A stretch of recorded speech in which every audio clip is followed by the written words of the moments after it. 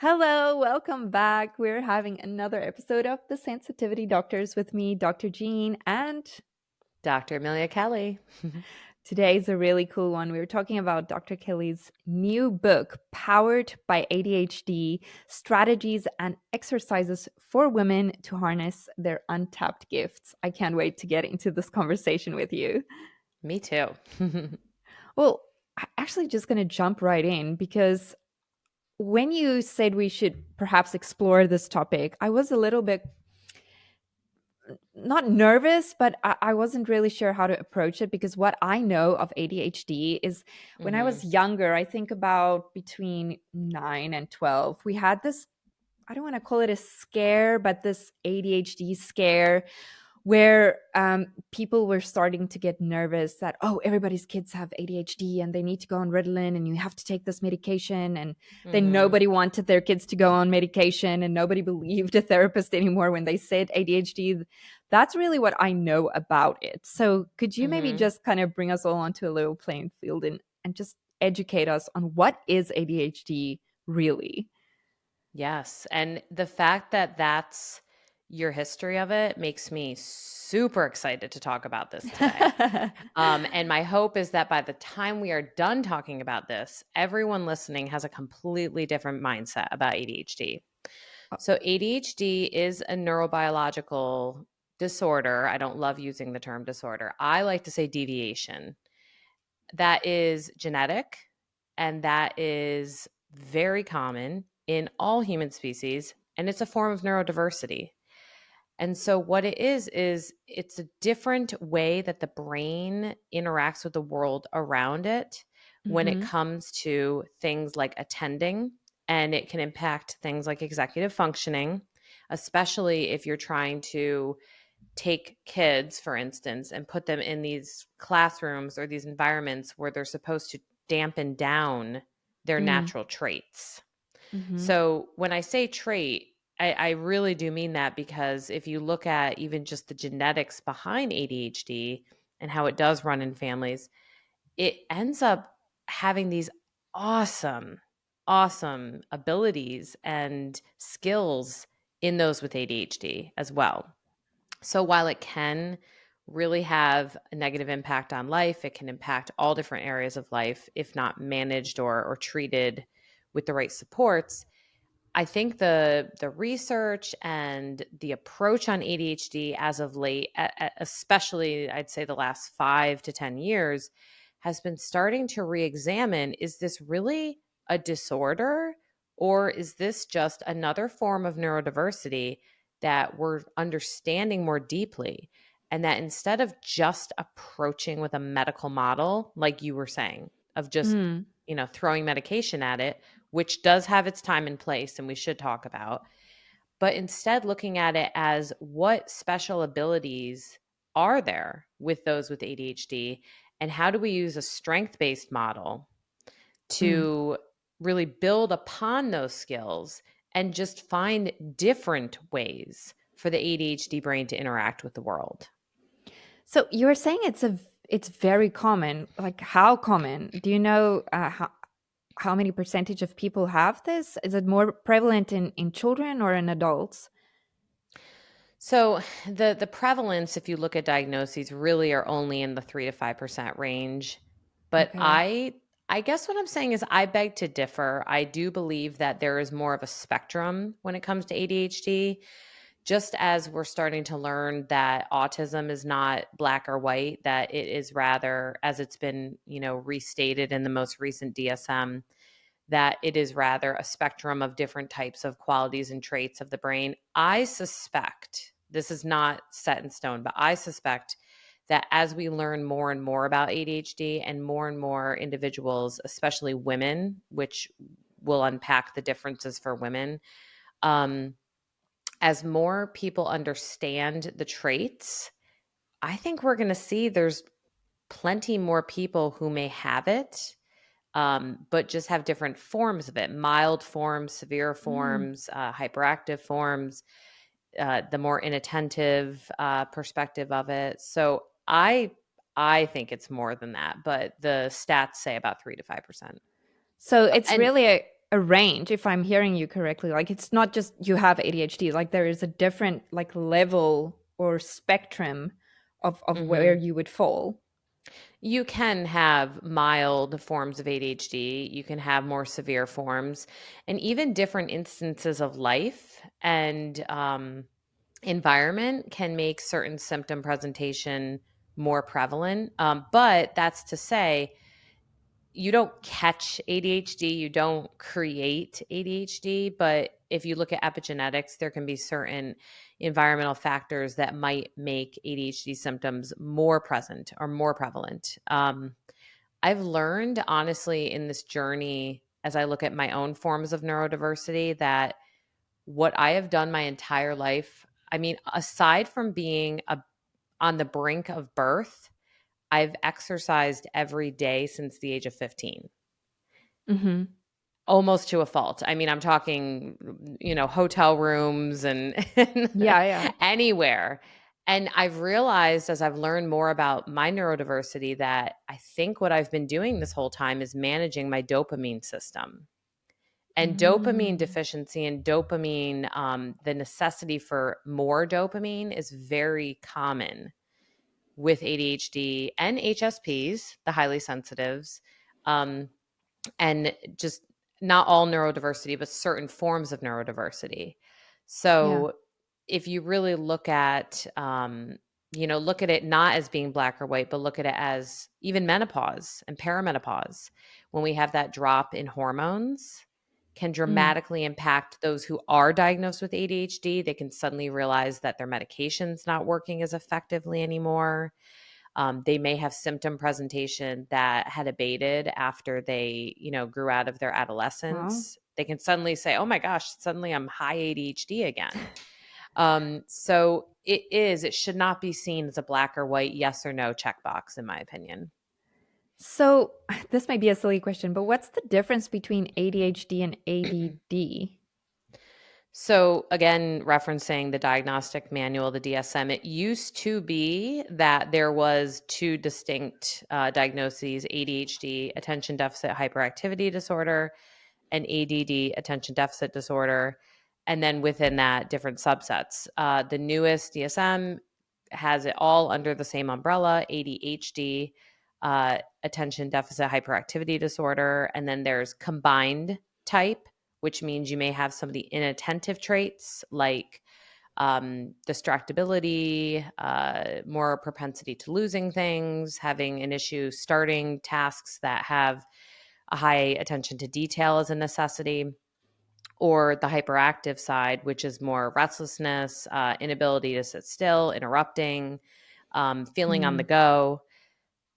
In my opinion, however, as we continue to research this, some of the terms, even within the diagnoses, I think are completely inaccurate because not everyone is hyperactive. And in fact, there is not a deficit of attention.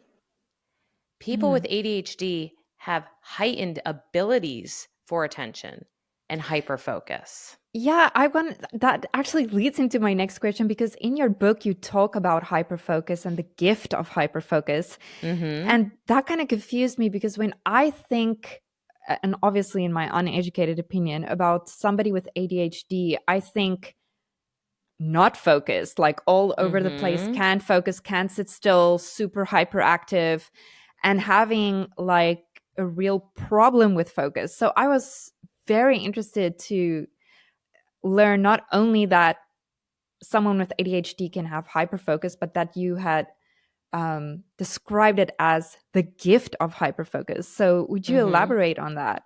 Absolutely. Yes, this is one of my favorite powers of those with ADHD. Because if you think about some of the coolest discoveries we've had and the creative breakthroughs we've had, they are because of hyperfocus. So, hyperfocus, and we kind of explored this a little bit with AC in the episode on the importance of play for reducing Mm-hmm. burnout. Hyperfocus can put us into this state of flow where we are feeling more proficient. We're enjoying ourselves. We are really focused on something to the exclusion of all other things. Mm. So, if you take someone with ADHD and they have a narrow frame I'll say, of hyperfocus, meaning specific things that they really are excellent at excelling at, that they can really dive into. It's not the same for everyone, but a lot of times with the ADHD brain, it's things that are hands on, things that you can be creative with, things that you can kind of continue learning more and more about.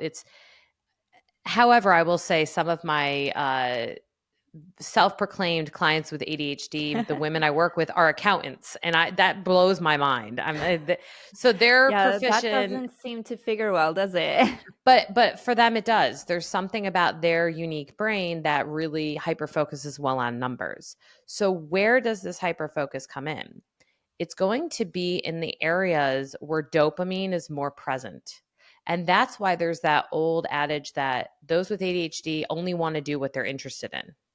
Mm, It's not because of being stubborn. It's not because they don't want to do things that to others seem difficult, like, I don't know, maybe sitting down for a long winded test. mm, It's because there are certain things that deliver high levels of dopamine for that person, and it makes that person more capable of hyper focusing on whatever that thing is. mm. So I think back to like social studies in school. I wish I had paid more attention to it, but I think I spent half my time writing notes to my friend Melissa in April. Hey guys. Um I got through okay in school. Um but it wasn't until I was in graduate school and I was focusing on psychology and the things that I super cared about that I really excelled. So I went from being average to 4.0. Like that is such an extreme, and that kind of shows the power that dopamine has in this ability to hyper focus. And so the thing of it is with the deficit portion is that if you don't create boundaries and barriers and guardrails around hyperfocus, it can get in the way of accomplishing things you need to do. It can lead to people being late because they got really entrenched in something. It can lead to a child maybe not doing the things they need to do in certain areas of school because they're hyper focused on this one area. It can make someone really, really great in one hobby, but then they have a hard time maybe spreading their attention to other things. And you can see how this looks like you're being distracted from responsibilities. But Mm. really, it's that inability to modulate that hyper focus when it comes. Okay. That's really interesting because, as I said, I never knew that before. And as Hmm. I'm speaking to you, I'm uncovering all of these incorrect ideas I had Hmm. about ADHD and um, what the traits of people are that have ADHD. You Hmm. also talk about ADHD trauma and Mm. how to deal with that. Can Hmm. you tell us a bit more about it? Sure. And I think it's important. ADHD trauma doesn't necessarily mean because you have ADHD, you are more likely to experience trauma. I want to preface that. Yeah, It's yeah. more so looking at the patterns, the narratives that can be implanted from growing up with ADHD. Research shows that, and I don't know how they collected this number. I want to talk to the researchers, but that kids who have ADHD will receive up to 20,000 corrections and criticisms by the age of 12. Oh, wow. Yes. So we're talking about the people whispering, the lady or the friend talking to your mom when you think you can't hear. Have you had your child checked? You know, should you consider if he or she has ADHD? We're talking about these kinds of conversations. Direct. Okay. Direct. Oh, wow. Redirections from teachers, from parents, from doctors, from society. I mean, it's pervasive. And so what can happen is things like rejection sensitivity, shame, masking, where you begin covering up symptoms in order to seem higher functioning, which can then lead to things like anxiety, panic, Mm, depression, low self esteem. And so the trauma piece is when we look at ADHD as something that needs to be fixed because it's wrong or because it's a deficit. it can create these internalized traumas that impact your view of yourself in the world. Mm. And you were saying earlier that you have some opinions about ADHD and medication, and perhaps, Hmm. as I then understood it, it's not always necessary for you to be on medication because you have ADHD. Do you have to be on a certain type of medication? And Hmm. how and when would your therapist or your psychiatrist or who looks after you decide that you need it? Right. This is complex, and I'm happy to explore my perspective on it.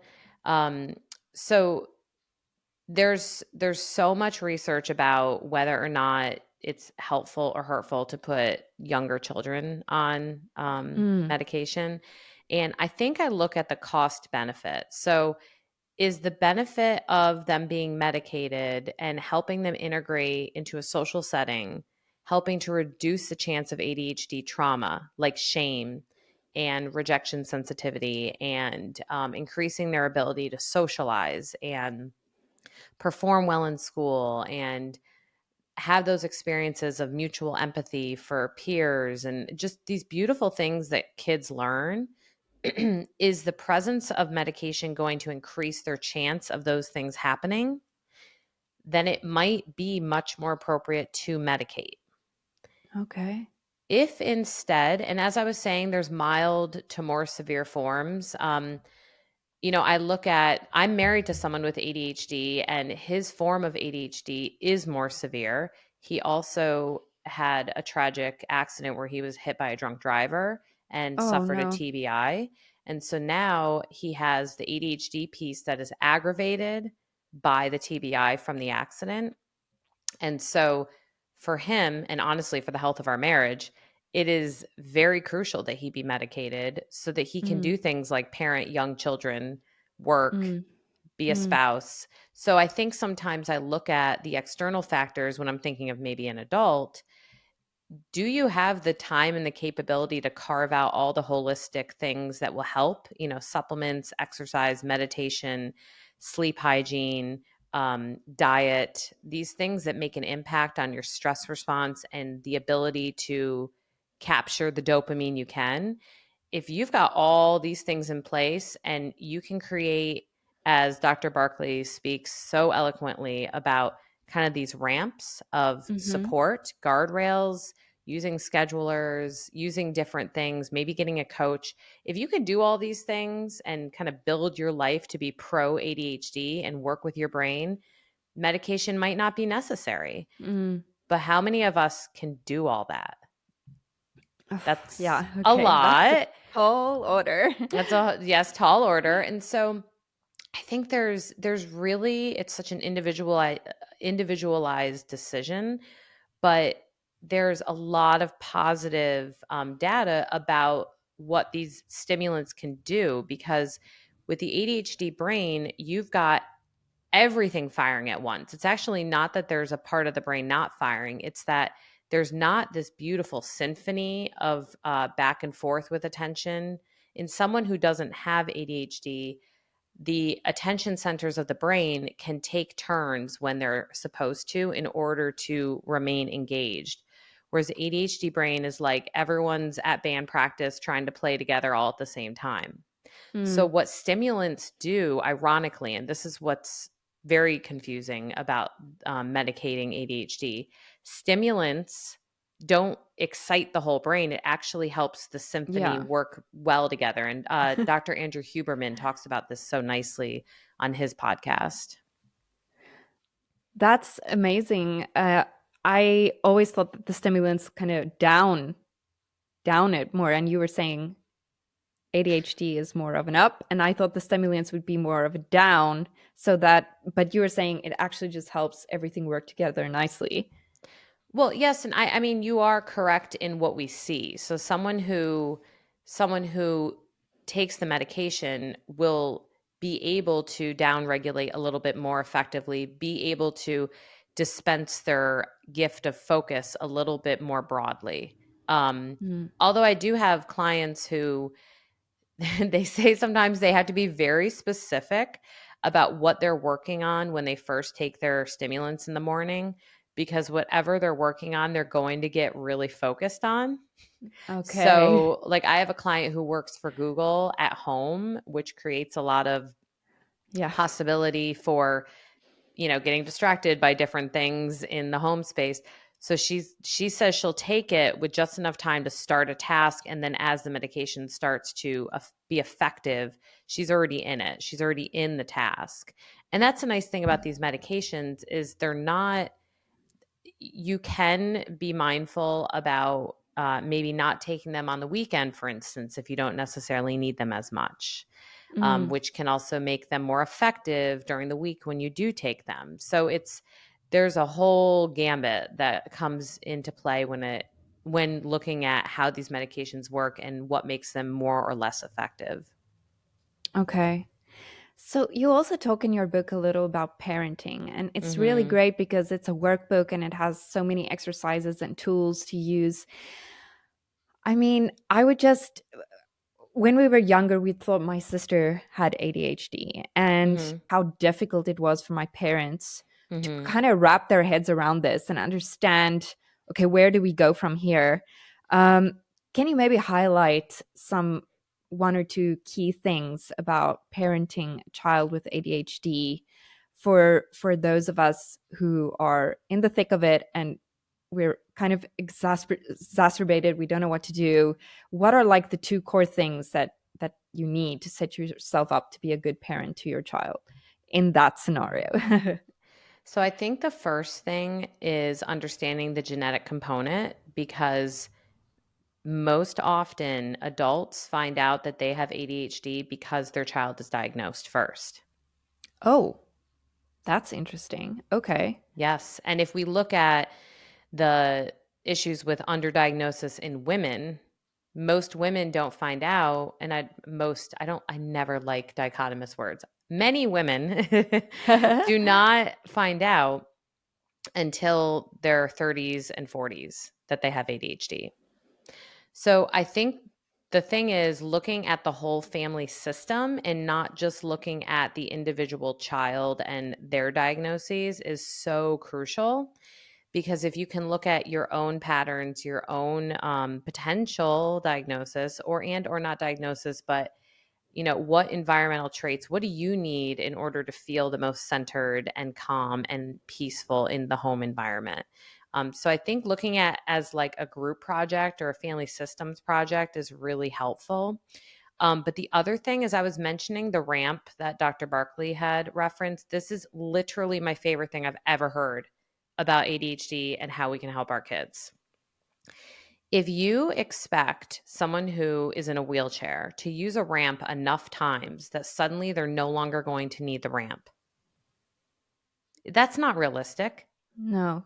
correct? The ramp is not meant to behaviorally change the ability for someone to walk. Mm-hmm. The ramp is there as a prop to support the person's ability to move around. The Mm. same thing goes with helping our kids. So if you have a child who you suspect has ADHD, maybe they've been tested, maybe you're curious and you're thinking you want to have, the doctor take a look into this, or maybe start at the level of school. If you stop looking at things like sticker charts and behavior modification as a way to change ADHD, and you instead look at it as a way to prop up, support, create a better environment, create the ramps that make it likely that your children can be successful, not only are your kids going to get better services and better options because you're thinking creatively and outside the box, but it can really reduce parental burnout, because when we're not expecting, like I said, my husband, I don't expect him to remember anything I tell him unless he puts Mm-hmm. it on his calendar. And that was a work in progress. It's taken us time. But when I let go of the idea that he should remember what I said to him, and I will ask if he forgot, hey, did you use your calendar? I'm looking at it as a prop, as a guardrail, as something that helps his brain excel. If we Mm-hmm. can grant kids this same opportunity and stop looking at modifying and changing the brain necessarily, but really supporting their unique brain in a strength based mentality. I think it Mm-hmm. will reduce parental burnout. It'll help kids feel less shame around the diagnosis. It might even help them celebrate their diagnosis. Oh, wow. That's wonderful advice. That's wonderful parenting advice, not just I know you can giving. apply it to all different things, not just ADHD. So, in terms of the workbooks and the exercises that you supply, which would you say are your two or three favorites that you are Mm. most excited about sharing?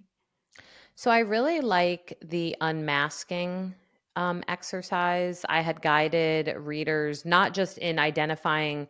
So to clarify, masking, as I was saying, Mm-hmm. is that behavior that we do where we're trying to cover up symptom presentation of any form of neurodiversity or diversity in general. So, for instance, if someone with ADHD struggles with being on time, maybe they try to be 30 minutes early somewhere. Okay. So to the lay brain, you might think, well, they're always early, but they might actually be engaging in masking. So certain forms of masking are helpful and help us succeed. And I think we all mask to a degree. I would love to do Mm-hmm. a whole episode on masking.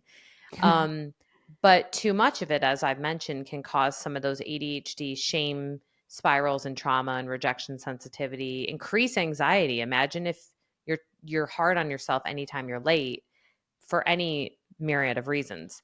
Mm-hmm. So I go into helping the reader understand what are the masking behaviors that are helping you, what are ones that are hurting, and maybe not making it as easy for you to connect with other people.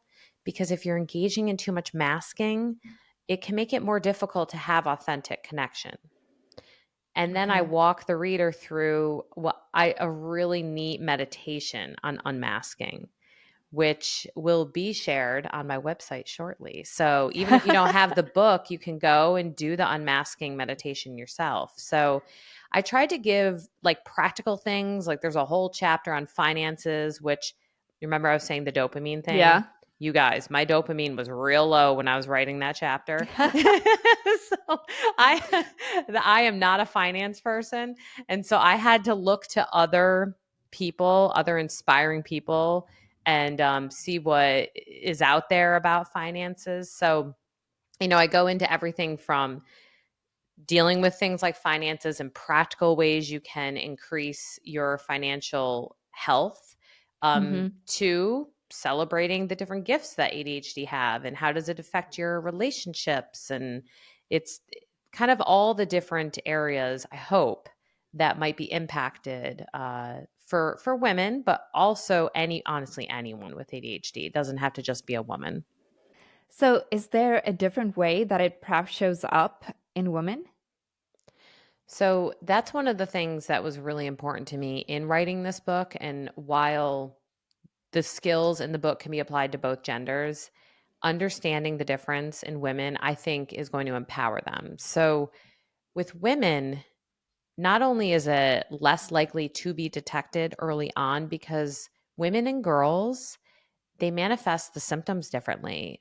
So, what we traditionally might think of in ADHD is this very externalized, hyperactive, distractible, and I mean, kind of gendered, we would think of like a young boy, Mm-hmm. classically.